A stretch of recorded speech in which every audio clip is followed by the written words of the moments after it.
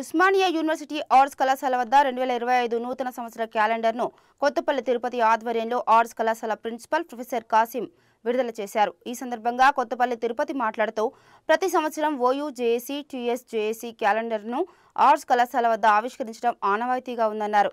OU విద్యార్థులు 2025 తమ గమ్యస్థానాన్ని చేరుకొని తల్లిదండ్రుల ఆశలను నిలబెట్టాలని ఆశిస్తున్నానన్నారు.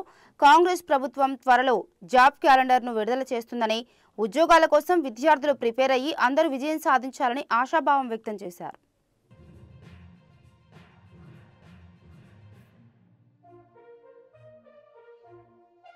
ఎంప్లాయీస్ కు మరియు మీడియా మిత్రులకు తెలంగాణ ప్రజలందరికీ పేరు పేరున నూతన సంవత్సర శుభాకాంక్షలు తెలియజేస్తున్నాను.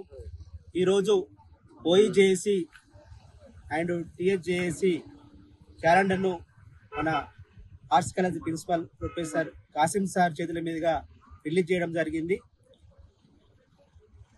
ప్రతి ఇయర్ చేసినట్టుగానే ఈ ఇయర్ కొంచెము అందులో క్యాలెండర్లో అన్ని మన ఉస్మానియా సిటీ డిపార్ట్మెంట్లు యాడెడ్గా ఈరోజు క్యాలెండర్ రిలీజ్ చేయడం జరిగింది.